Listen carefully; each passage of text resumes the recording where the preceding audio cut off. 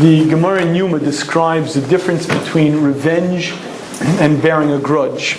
And the Gemara is very specific. It brings a brisa, what is nekama?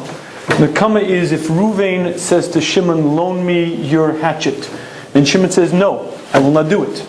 The next day, Shimon says back to Ruvain, will you lend me your shovel? If Ruvain says, yesterday you did not loan me the tool that I asked for, therefore I'm not loaning today the tool that you're asking for, that is revenge, that is nekama. You didn't loan me, I'm not loaning you, that's nekama. And then the brisa goes on to tell us what is netira, what is bearing a grudge.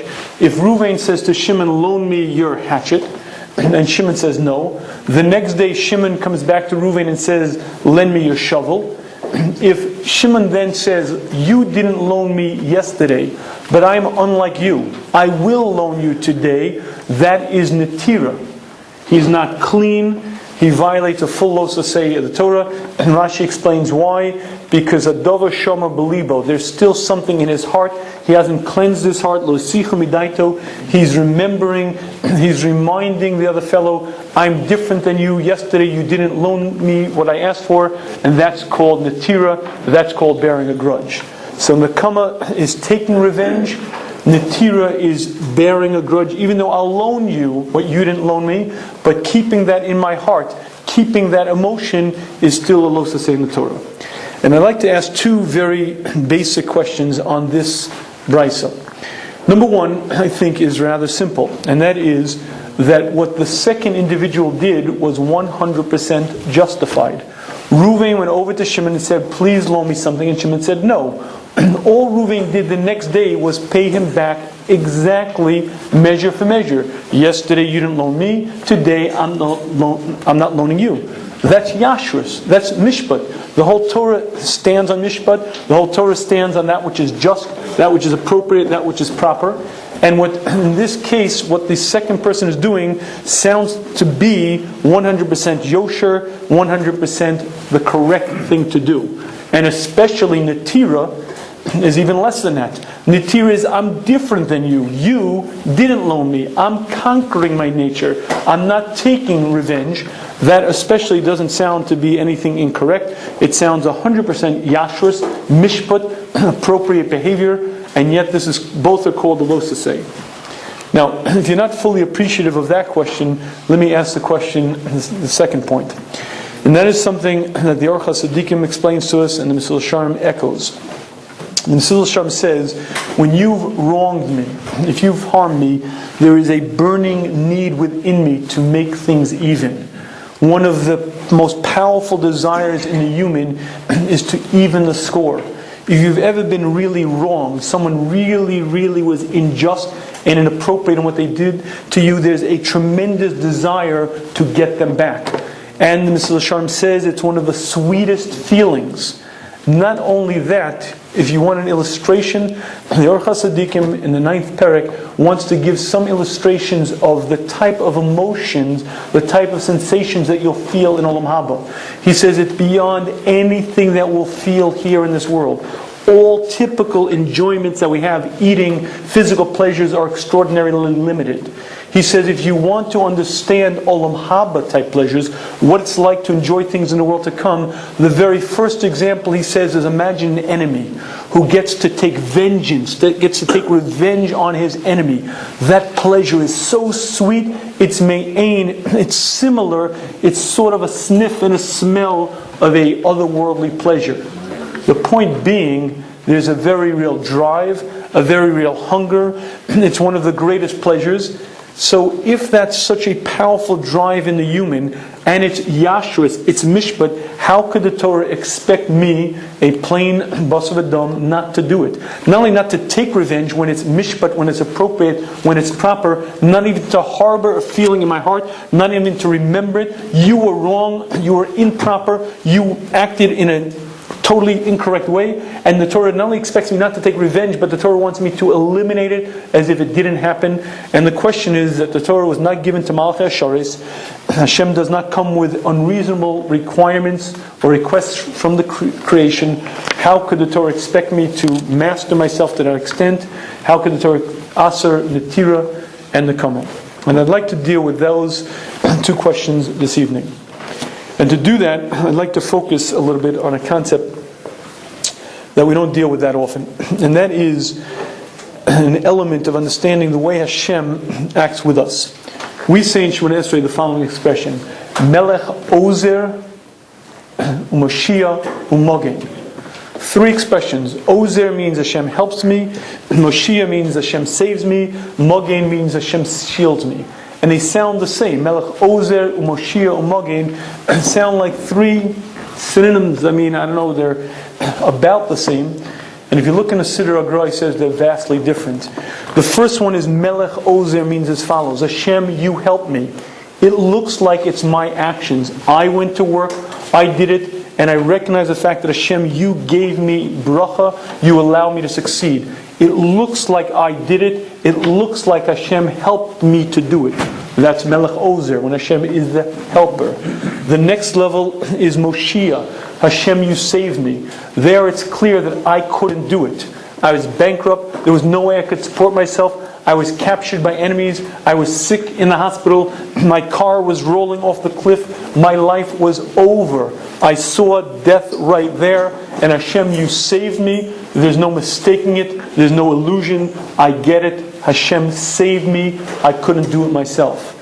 And then there's a third level called Mogen, when Hashem is the shield. And the shield means when I don't even know that I was in danger, I don't even recognize that I was in jeopardy, and Hashem shielded me from the harm. The Gemara Nida brings an example. The Gemara says two people went out to make a fortune in the market. On the way to the ship, when they were both headed out there, one man caught himself on a thorn, opened up his leg, and couldn't go on. He ripped open his skin, and he couldn't walk anymore, and he began cursing. He began cursing Hashem. Hashem, why have you done this to me? Hashem, why have you injured me? Why have you brought me to this point? His friend got on the ship. A number of months later, he heard that the ship went down at sea, and this first man began praising Hashem. Thank you, Hashem, because you are the Mogen, the shielder, the one who protects me without my even being aware of my being in danger. There's a very interesting story. Rav Aaron Kotler was once approached by a woman. This was right after World War II, and her husband had gone on Vad Hatzalah work. The Jews who had lived through the Holocaust were in DP camps in various situations. And this gentleman was sent by Rav Aaron to see what he could do to help them out. And on the way back, his plane went down at sea. All hands were lost. This woman came to Rav Aaron to ask, since they haven't found the bodies yet, but it's clear that no one survived, should her sons begin saying Kaddish yet? Rav Aaron said, do not say Kaddish, it can't be. He's a shliach mitzvah. He went on a mitzvah, it can't be. A number of weeks later, the man shows up. What happened?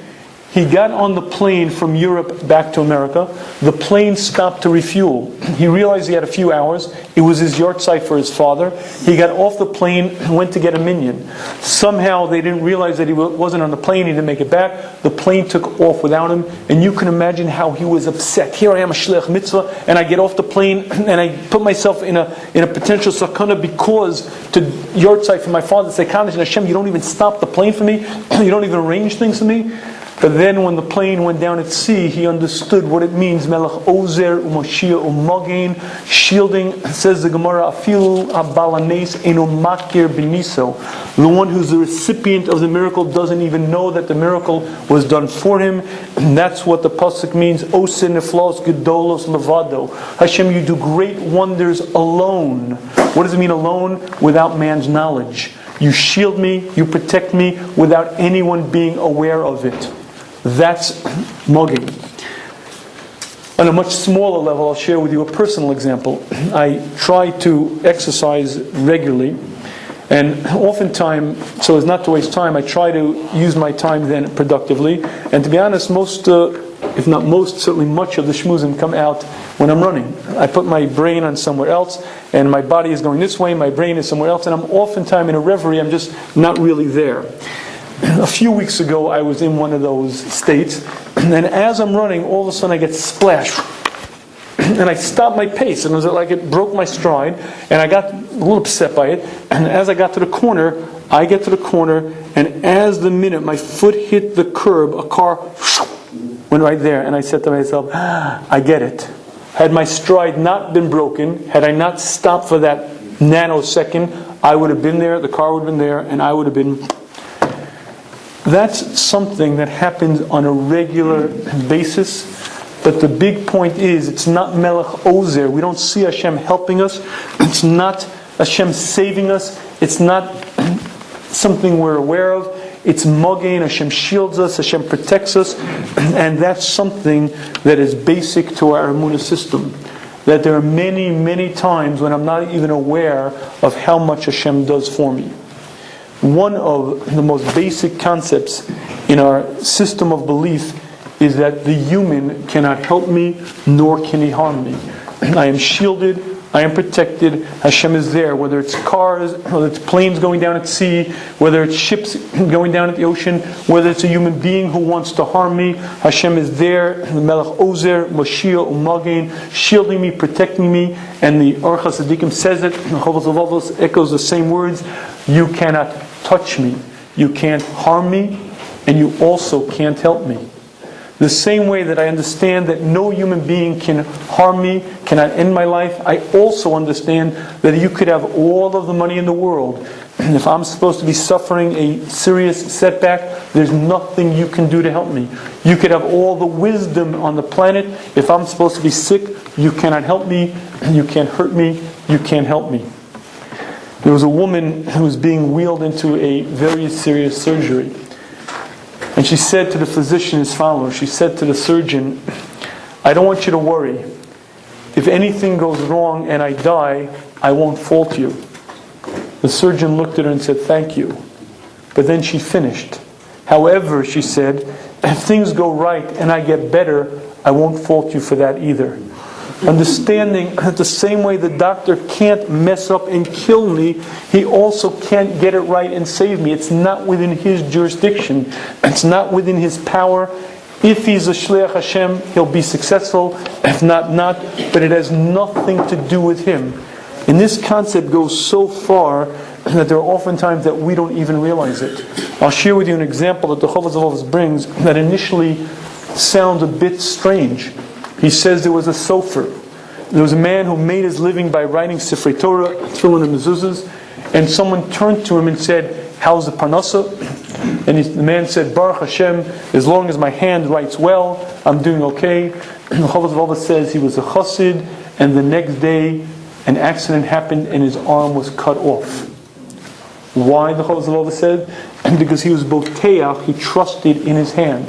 He was on the madrega that was considered a major issue. He trusted in his hand, and because of that he was punished, and the next day his hand was cut off. And my friends, that's something that I think we oftentimes fall prey to. Talk to a fellow who's done well. My business, Baruch Hashem, is doing phenomenal. Making money hands over fist. And he's a frum guy. So he'll say, Baruch Hashem, I'm so appreciative that Hashem guided me into this field at this time, because that's how I'm making my money.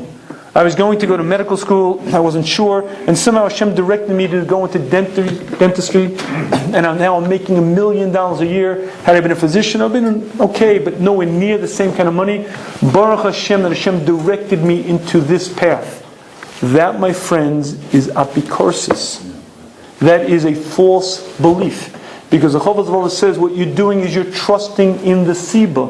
You're trusting in dentistry, you're trusting in your practice, you're trusting in your business, and you're failing to understand that that's Hashem. Had you not done this, you would have done that, you would have gone into this business, that business. The amount of money you are to make is set, provided that you go about your shtadlis in an appropriate, serious manner. The amount of money you are to make is set. Your job is to go out there, do your job, work diligently, be honest, and know that it's 100% b'yad Hashem, nothing to do with the sibos. And that, my friends, is one of the greatest tests of bitachon. You see, when things are rough, and you don't have a clue how you're going to pay your bills, when that mortgage payment is looming, and you're desperately in trouble, it's easy to have bitachon in Hashem because you have no choice. You realize there's no way but for me to trust in Hashem.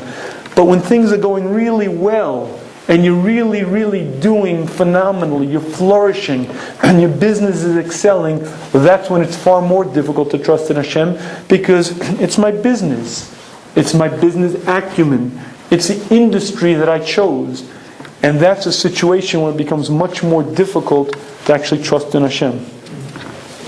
The Sefer HaChinuch explains that the mitzvah of not taking nekama has to do with one simple concept. And that is that a person should bring to his heart the following realization. Kol asher yikra'ehu, anything that occurs to a man, mitov ad ra, from good to bad, husiba shetavlo me'es Hashem Kadosh Baruch Hu, is brought to him by Hashem. Everything that occurs to me, for the good, for the bad, is brought by Hashem. You can't touch me. You may try, you may scheme, you may dream, you can't help me, you can't harm me. And the Chavos of Avos said this is the basis of bitachon. The Sefer Chinuch is explaining that that's how the Torah forbids us from taking nekama. Because nekama means I'm putting way too much importance on you. I'm giving you so much more power that you never have. What I'm doing is I'm getting angry at you. But when I get angry at you, what I'm doing is investing huge amounts in your abilities to affect me. And that's false. You can't harm me.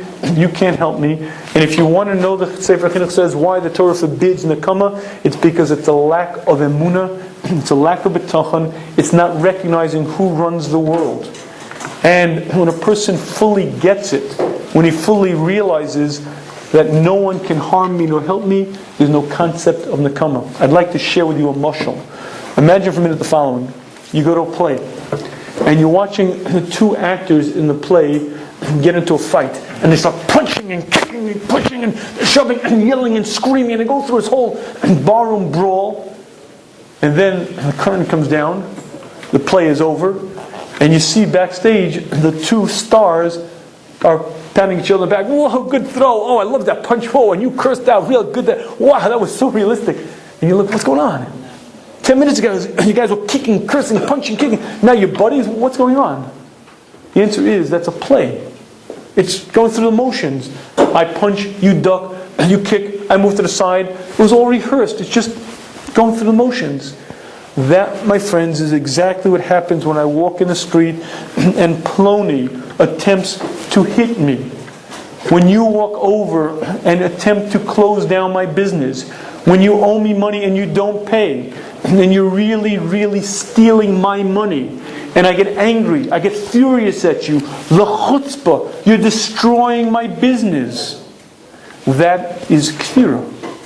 Because it's not understanding what's really happening in the world. You can't harm me, you can't help me, that's decided by Hashem. You are but going through the motions. We're like actors on that stage. You punch, I duck, but there's no change in the outcome. The exact outcome down to the minutiae, down to the penny has been determined, has been decided, and you can't change it. And once you understand this, then you very quickly understand how the Torah could forbid nekama. If you say it's yashrus, he harmed me. He tried to damage me. He didn't do something that I needed, and therefore it's only appropriate that I pay him back in kind. What I'm doing is I'm putting him in charge of the world. I just made him God. But what I've also done is thrown away the entire belief system with Judaism. Because if I've now credited him with harming me, if I've now credited him without helping me, I've given him way too much power. It's not yashrus because he didn't do anything. It's only mishpat, it's only justice. If he harmed me, then it's appropriate I pay him back. If I could see through this shell, if I could see through this darkness of physicality and recognize he's but a shliach of Hashem, the exact amount of money has been set, the exact amount of pain has been set, the exact amount of embarrassment that I am to suffer has been determined, weighed and measured. He can't add an iota, nor can he subtract it. And I recognize he's but a pawn. He's but an actor, and there's no bearing a grudge, there's no anger. It's not mishpat, it's not justice, because he didn't do anything to me. And if you're afraid that, oh my goodness, only Malchei Hasharis can feel no emotion, here attacked me, he harmed me, and I should bear no grudge, you are correct. Only a Malach HaShoretz can feel no emotions if he was attacked. But the Sefer Chinuch is saying he didn't do it. It's not him. Don't give him so much credit. He didn't create the world. He doesn't run the world. He's but a pawn, and he has nothing to do with the outcomes. It's quickly apparent that it's Me'ez Hashem, only from Hashem, and therefore the Torah demands from us that A, we don't bear a grudge, B, we don't take revenge. It's not for Malach HaShoretz, it's for Bali Emunah, for people who understand how Hashem runs the world. And I believe that this has an awful lot to do with our lives. We're all, Baruch Hashem, from people, and I don't think one of us is going to be tempted to eat treif, to Mechal Shabbos. We feel pretty secure in our being Orthodox Jews keeping the Torah. I'd like to share with you something that happened to me personally, and I'll show you that it's not so simple that we keep every single mitzvah in the Torah. One of my children had a certain situation, and we needed a specialist. And it was a situation where you had to go a number of times. And when I first showed up to the first appointment, I quickly found out that it wasn't covered by insurance. And because he was a specialist, he charged $175 per session, and it wasn't like an hour, it was like about 15 minutes of his time. All right, listen, you got to do what you got to do. So in any case, it was quite a number of times we had to go. And one time, the appointment was 4 o'clock. I called at 12 o'clock because I wasn't able to make it, and I canceled. The next time I show up for the appointment, and I come out to the secretary, and she says, that'll be $350, please. I said, what do you mean? She said, well, you missed your last appointment. I said, yeah, but I canceled that. She said, no, I'm sorry. If you don't cancel within 24 hours, you pay the full amount. I said, are you kidding? You want me to pay for an appointment that I canceled for a 15-minute session that I called 4 hours beforehand? She said, absolutely. I said, that's ridiculous. How could you do that? At which point she pulls out the documentation that I signed that says that if you do not cancel 24 hours in advance, you have to pay. And I was livid. I was furious. I was so angry. And I called my wife and said, correct me if I'm wrong, they're insane. It sure does sound to me like somebody has lost their marbles and I'm not writing this check. My wife said, you're right, they're insane. She was more angry than I was. Bottom line is, I wrote the check, I left, and at that point I made up my mind, my child will never see that physician again. I'm calling tomorrow to pull the records and sending it to somebody else because that is outrageous and I will not tolerate it.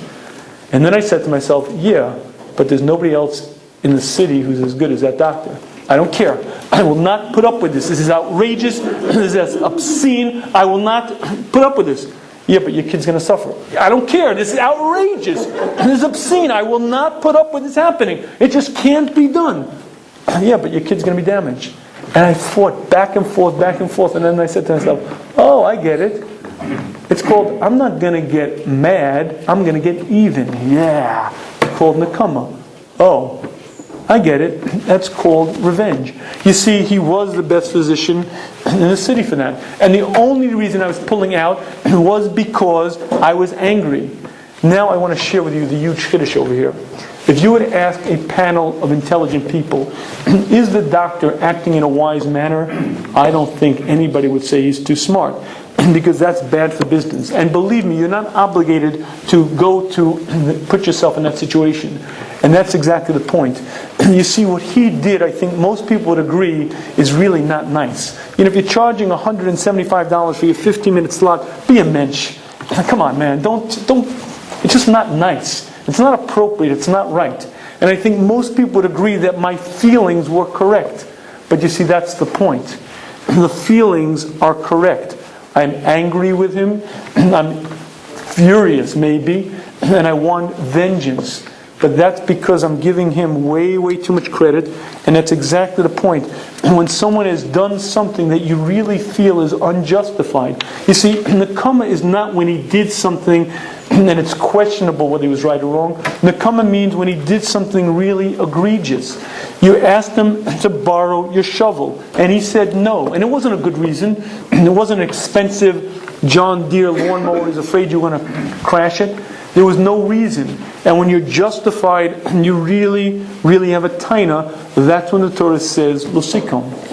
And that, my friends, is a very huge chiddush.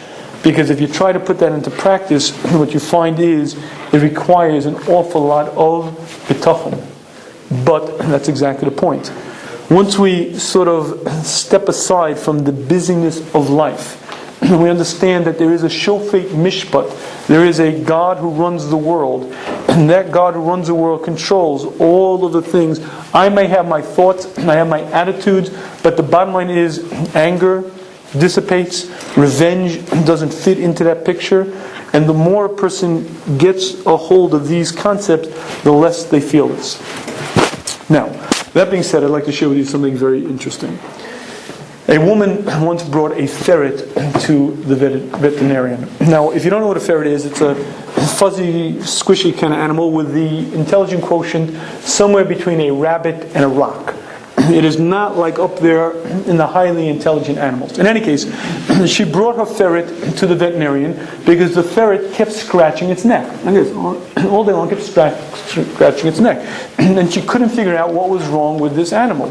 And so the veterinarian looked at the animal and said, well, the ferret probably has a stomach ache. And so the woman said, if the ferret has a stomach ache, why is it scratching its neck? And so the veterinarian explained. When the ferret, at some point in its development, had an itch on its neck, it discovered that when it went like this, the itch went away. And that was the only behavior that it learned to eliminate pain or discomfort. Now when it has a stomach ache, what it does is, because it hopes that the stomach ache will go away. That's very interesting. But it's okay, because it's a furry little ball. It's a ferret, and then it's somewhere again between the rabbit and the rock on the intelligent quotient, and it's okay. But what about when people act that way? What about when you and I act with the intelligent quotient of approximately a ferret? And let me explain to you what I mean. What the Sefer HaChinuch is telling us is, when someone holds that stick over my head and I get angry at him, I'm missing the boat. I'm completely oblivious to what's really going on. I feel anger at him. I feel furious at him. I want to revenge what he's done wrong. Now let's remember, what he's done wrong is wrong. But that has nothing to do with me. If I were really objective about this, I would be out of the picture. I'd be viewing him as if he was speaking to another person, another Jew, and I'd be looking at it with those eyes. But the minute I'm feeling threatened, the minute I'm feeling angry, the minute I'm looking for revenge, what I'm doing is I'm missing the boat. I'm reacting as we humans usually react, but I'm not acting as a really deep thinking person. It's a natural reaction, it's what naturally happens to us, but I'm not getting it. Last week we spoke about anger, taming the monster within, and I mentioned that a Baal B'tochen will never get angry, and this is true. If a person were to reach the ultimate level of B'tochen, there would be no kas. Why? Because I recognize it's not in your power. It's not in your control. You can't harm me. You can't help me. How can I get angry? I get angry. The answer is I get angry because I forget this basic point.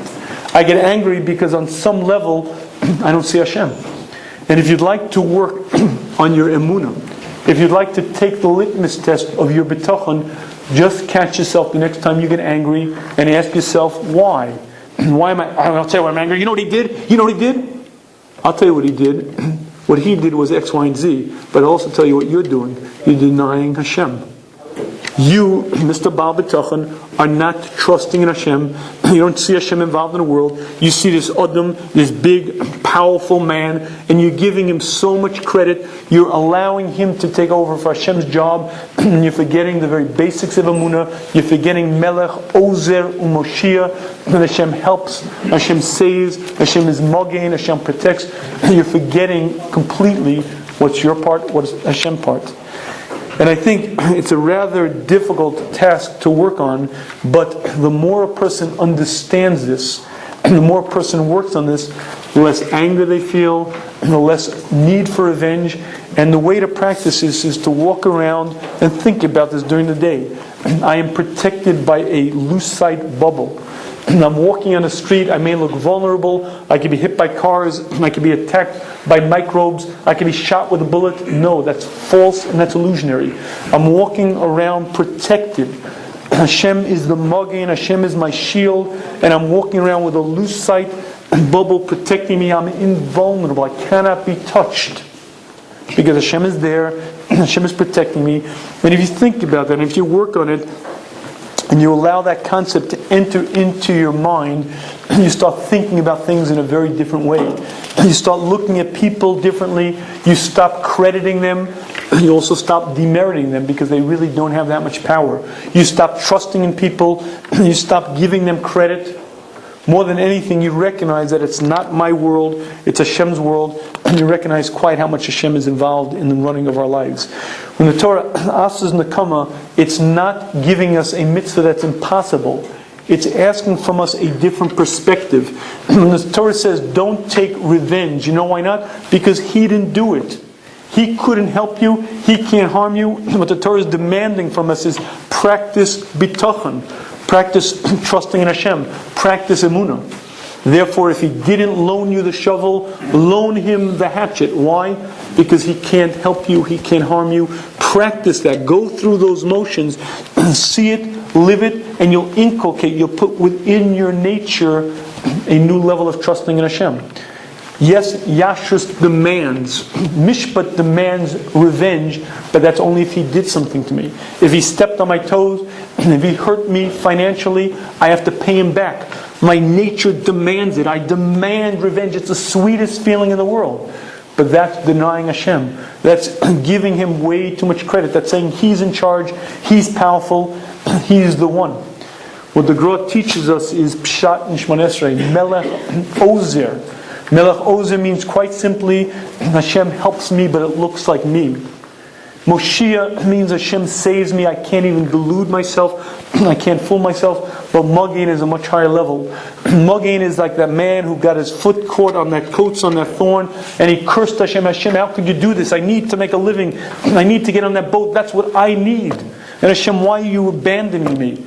And 2 months later, when he finds out the ship went down at sea, he recognizes that Hashem was protecting him. And so too, when that man got off the plane, for a yard site no less, to say Kaddish for his father, and Hashem didn't even protect him. You know how hard it is to find a flight back? It's right after the war. It's not like today, and he has to wait weeks to be away from his family. Why didn't Hashem take care of him? Why didn't Hashem protect him?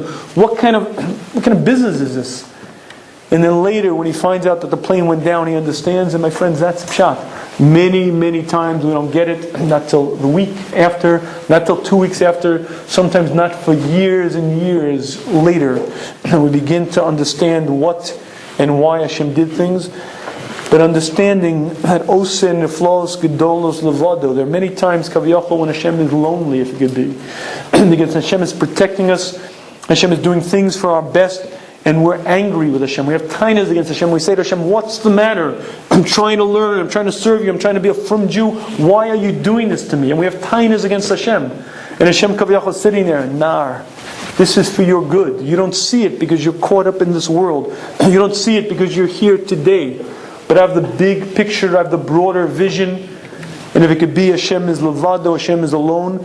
But understanding that is our relationship. Bitachon requires an awful lot of trust. Trust means knowing that Hashem runs the world, but knowing that Hashem has a much better understanding of what I need than I do. And when a person does that, they have a different perspective on life. Anger begins to dissipate.